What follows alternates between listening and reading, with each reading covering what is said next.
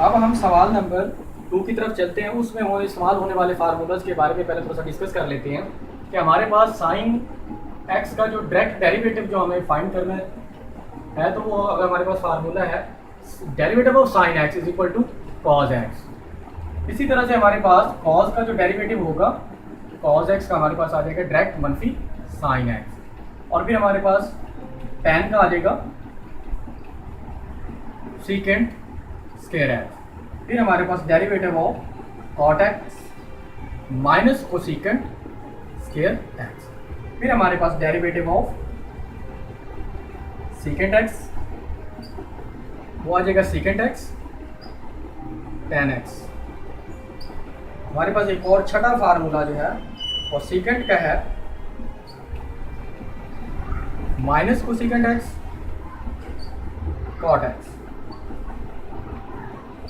तो स्टूडेंट्स ये फार्मूलाज आपने याद करने हैं। इनको याद करने का कुछ एक तरीका ये है कि जहां पर आपके पास सी से स्टार्ट होने वाली ट्रिग्नोमेट्रिक रेशियो होगी, जैसे कि कॉज है, कॉट है, कोसेकेंट है, तो आप देखेंगे इनके साथ माइनस भी आ रहा है, तो ये आपको याद करने में आसानी हो जाएगी कि जहां पर कॉज, कॉट, कोसेकेंट जिनके स्टार्ट पर सी लिखा होता है वो माइनस में फार्मूले मौजूद होते हैं हमारे पास। एक तो आपने इस तरह से इनको याद कर लेना है। और साइन का जो है वो हमेशा कॉज हुआ करेगा और कॉज का माइनस साइन में चला जाया करेगा। इन फार्मूलों को आप याद रखेंगे तो आप power rule, product rule, quotient rule का इस्तेमाल करके मुझसे सवाल को हल करेंगे। उन्हीं में से कुछ एक मिसालें लेता हूँ, उनको हम हल करने की कोशिश करते हैं। जैसे कि हमारे पास एक सवाल दिया हुआ है कि साइन एक्स है हमारे पास और साइन एन एक्स है, तो उसका आपने डेरिवेटिव फाइंड करना है। अब यहाँ पर ये इन्होंने दर्ज नहीं किया हुआ कि आपने इसको क्वोशंट से करना है, प्रोडक्ट से करना है या चेन रूल के जरिए करना है। तो जिन पर बताया गया होगा उसी कंडीशन के मुताबिक उन सवालों को आपने हल करना है। जिसमें ना बताया हुआ आपने उसको उस अंदाज से हल नहीं करना, जो आपके मर्जी चाहिए वो आप कर सकते हैं। अगर लिखा हो कि आपने इसको फर्स्ट प्रिंसिपल से करना है तो आपने फर्स्ट प्रिंसिपल से ही करना है, लेकिन इस पर कोई इसका सवाल का कोई इतराज नहीं है कि आपने इसको किस अंदाज से करना है। बस एक सवाल दे दिया है कि आपने साइन एक्स का आपने डेरिवेटिव फाइंड करना है। हम लेट करते हैं कि ये वाई की कोई वैल्यू मौजूद है। हमने इसका differentiation with respect to x करते हैं। एक्स इसलिए करते हैं क्योंकि यहाँ पर जो थीटा है वो एज ए वेरिएबल यूज़ हो रहा है और वेरिएबल हमारे पास एक्स है, तो उसके लिहाज से हम आप इसका डेरिवेटिव यहाँ पर आप फिक्रा पे लिखेंगे differentiation with respect to x, तो आप इसका डेरिवेटिव लिखेंगे d over d into sine x. तो आपको इसका डायरेक्ट फार्मूला बताया हुआ है कि साइन एन एक्स है, ये साइन एन एक्स लिखा हुआ था, तो आपने इसकी वैल्यू थोड़ा सा चेंज कर लेना है। साइन एन एक्स ये है हमारे पास थीटा एन एक्स, तो ये थीटा। अब प्रॉब्लम ये है कि एन जो है वो कांस्टेंट है। अब कहीं आप यहाँ पर प्रोडक्ट रूल का इस्तेमाल ना कर दें, तो इसका भी बिल्कुल खास ख्याल रखना है। ये आपस में ज़रब तो हो रहे हैं, लेकिन इसका मतलब ये नहीं है कि आपने इस पर प्रोडक्ट रूल लगा देना। तो साइन एन एक्स का हमारे पास सबसे पहले जो डेरिवेटिव आएगा वो क्या होगा, कॉस एन एक्स। अब जब हमारे पास वेरिएबल्स के हवाले से या वैसे हम अलजेब्रिक जुमलों के हवाले से डिफरेंशिएशन फाइंड कर रहे होते थे, तो वहाँ पर हम पावर रूल का इस्तेमाल करते थे। तो हम पहले पावर को नीचे लेते थे, पावर को माइनस करते थे, फिर पावर के बगैर डेरिवेटिव फाइंड किया करते थे। अब जब हम ट्रिग्नोमेट्रिक रेशियो में आ जाएंगे तो वहाँ पर हम पावर को तो नहीं होती, जहाँ पर अगर पावर होगी तो पावर को वाला रूल ही वही उसी अंदाज में इस्तेमाल किया जाएगा। लेकिन यहाँ पर थीटा आ रहा है, तो थीटे में हमारे पास कुछ वैल्यूज प्रोडक्ट भी हो रही होंगी, जैसे कि यहाँ पर दो वैल्यू वेरिएबल हो सकते हैं, वो ज़रब हो रहे होंगे, तो वहां पर हम प्रोडक्ट रूल का भी इस्तेमाल करेंगे, क्वोशंट रूल का भी इस्तेमाल करेंगे। लेकिन यहाँ पर एक अंदाज थोड़ा सा चेंज होता है। वो अंदाज कुछ यूं है कि यहाँ पर एन एक्स, यहाँ पर मौजूद जो थीटा की वैल्यू हुआ करेगी उसको हमने दोबारा से फिर डेरिवेटिव लेना होगा, यानी कि एन एक्स का हम दोबारा से डेरिवेटिव लेंगे। एक तो हमने ट्रिग्नोमेट्रिक रेशियो का डायरेक्ट डेरिवेटिव ले लिया, वो क्या आ गया, कॉस एन एक्स। अब जो थीटे की वैल्यू हुआ करेगी उसका हमने दोबारा से डेरिवेटिव लेना है। वो हमारे पास थीटा क्या है, एन एक्स, तो एन एक्स का हम दोबारा डेरिवेटिव लेंगे, cos n x.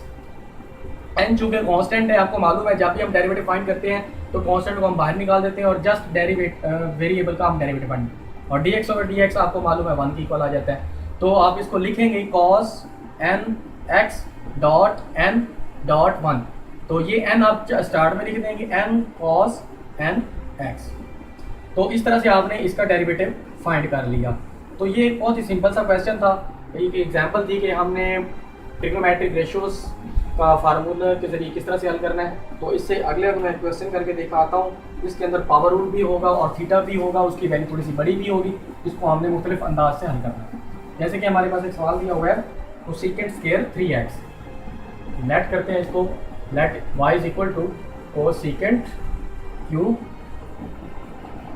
Square 3x, ये हमारे पास एक वैल्यू दी हुई है, क्या है कि इसका आपने डिफरेंशिएशन फाइंड है।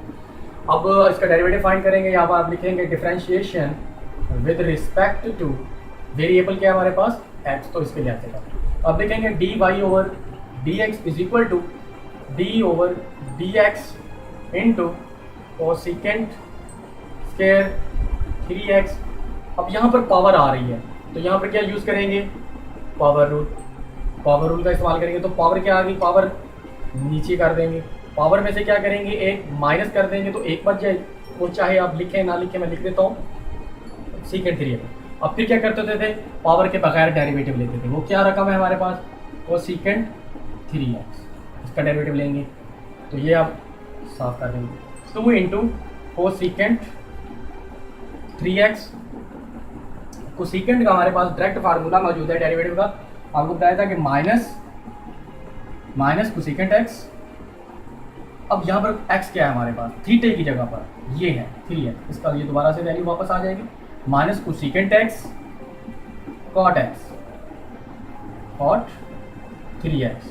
तो आपने इस तरह से इसको फाइंड किया। अब हमने ट्रिग्नोमेट्रिक रेशियो का तो फार्मूला ले लिया, अब किसका फार्मूला दोबारा से लेंगे, थीटे का। तो आप दोबारा यहाँ पे डेरिवेटिव लेंगे D over d x into 3x। ये आप स्टार्ट में भी लिख सकते हैं, माइनस जो है वो -2 into cosecant 3x dot cosecant 3x cot x dot, अब कांस्टेंट 3 है, इसको आप बाहर निकाल दें, x का डेरिवेटिव लेंगे तो वो 1 आ जाएगा। तो अब आप इसको अगर मजीद शॉर्ट करके लिखना चाहें तो देखेंगे ये वैल्यूज़ आपस में क्या है, सेम है। जब सेम वैल्यूज़ आपस में मल्टीप्लाई होती है तो इनकी पावर में इजाफा हो जाता है, जमा हो जाती है इनकी पावर। 2 कोसेकेंट 3x इसका स्क्वायर डॉट कॉट 3x, यहाँ पर 3 भी लगता है साहब, और ये 3 जो है आप अगर 2 के साथ मल्टीप्लाई कर दें तो माइनस के 6 बन जाएंगे।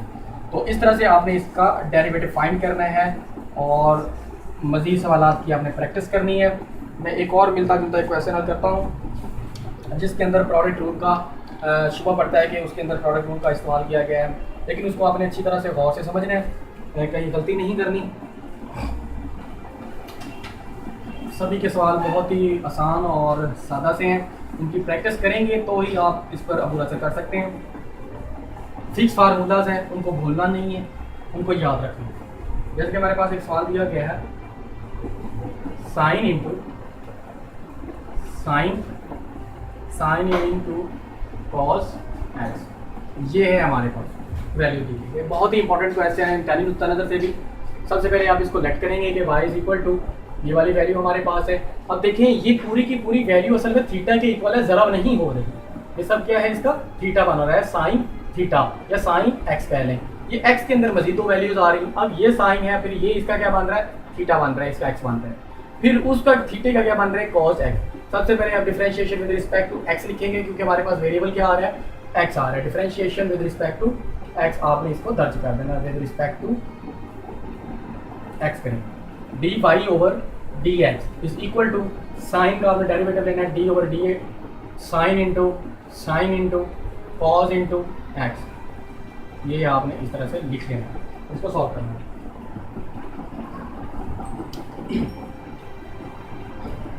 साइन का आपको डायरेक्ट फार्मूला मालूम है, वो क्या होता है, cos x। अब x की जगह पर ये पूरी की पूरी आप वैल्यू लिख देंगे, ये क्या बन जाएगी, साइन इंटू कॉस x। ये आपने इस तरह से दर्ज कर दिया। अब ट्रिग्नोमेट्रिक रेशियो साइन का तो हमने डेरिवेटिव फाइंड कर लिया, अब उसका थीटा का डेरिवेटिव मालूम करना है, वो पूरी की पूरी ये वैल्यू। तो अब आपने इसका दोबारा से डेरिवेटिव फाइंड करना है, d into sine into cos x. अब आपने इसका डेरिवेटिव फाइंड करना है, cos into sine into cos x bracket close. Sine का फिर से आपको मालूम है कि इसका डेरिवेटिव होता है कॉस एक्स। अब एक्स क्या है हमारे पास, कॉस एक्स, ये आ रहा है कॉस एक्स। इस तरह से आप इसको लिखेंगे। इसका आप चाहें तो ब्रैकेट में लिख लें, चाहे डॉट में लिख दें या ज़रब करके लिख दें। अब दोबारा से फिर मजीद इसका इस ट्रिग्नोमेट्रिक रेशियो का तो हमने डेरिवेटिव फाइंड कर लिया, अब हमने इसका दोबारा से डेरिवेटिव फाइंड कर लिया। तो आप लिखेंगे d over d x into cos x, cos into sine into cos x, cos into cos x, cos x का डेरिवेटिव होता है हमारे पास माइनस के साइन। तो डियर स्टूडेंट्स, आपने इस तरह से इस सवाल को सॉल्व करना है और इसके बाकी जो सवालात हैं 3-4 मैंने छोड़ दिए हैं, वो आपने खुद करने हैं। इसको मज़ीद मैं आगे बढ़ाता हूँ सवाल नंबर 3 की जानिब, जिसके अंदर प्रोडक्ट रूल का इस्तेमाल किया गया है। उसकी भी थोड़ी सी मशक करते हैं ताकि आप इस एक्सरसाइज को जल्द से जल्द हल कर सकें।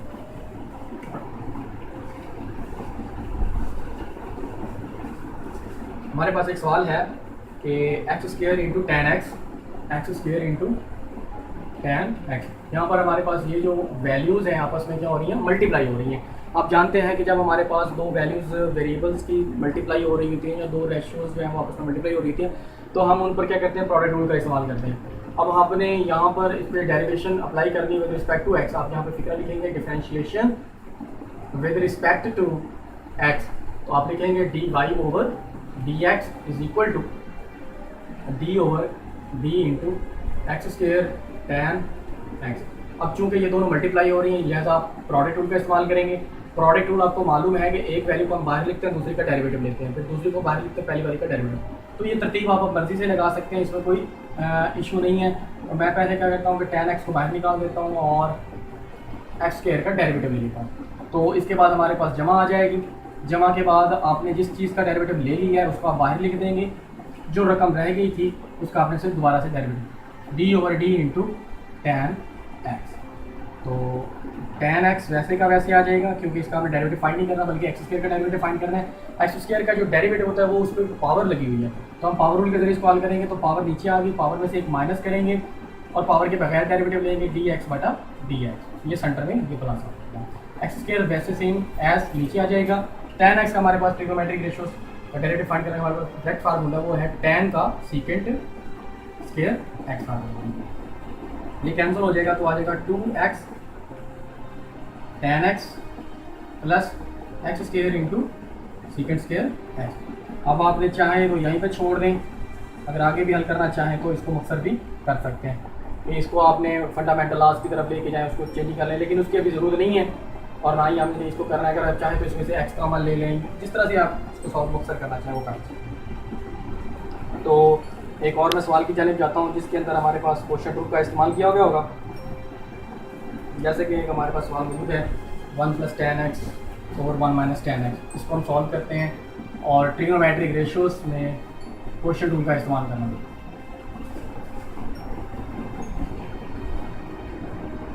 वन प्लस tan x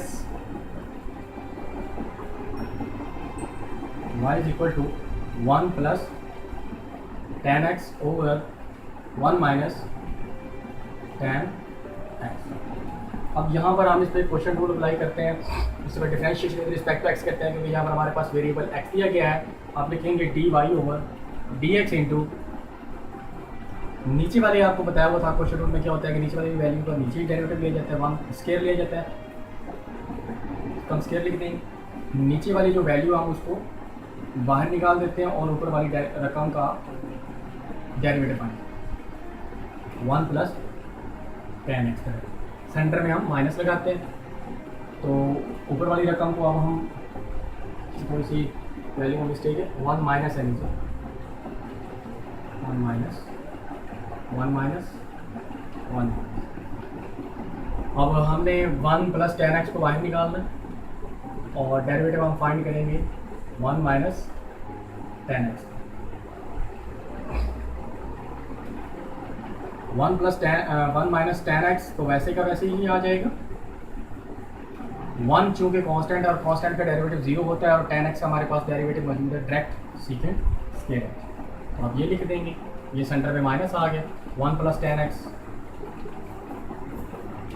ये आ जाएगा और 1 का चूँकि कांस्टेंट है और कांस्टेंट का 0 - tan x का क्या आ जाएगा minus secant square x.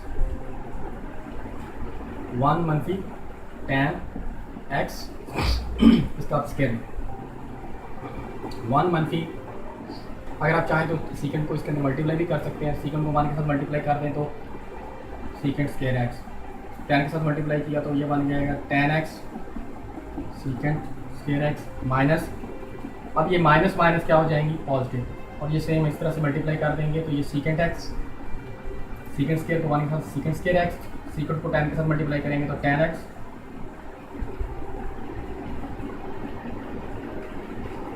tan x सीकेंड square x over 1 minus tan x, और इसके ऊपर ये हमारे पास स्केयर है।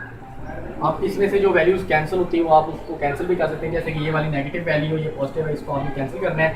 सीकेंड स्केयर एक्स और सीकेंड स्केयर एक्स इसमें जमा कर देंगे तो ये बन जाएगा 2 सीकेंड स्केयर एक्स ओवर 1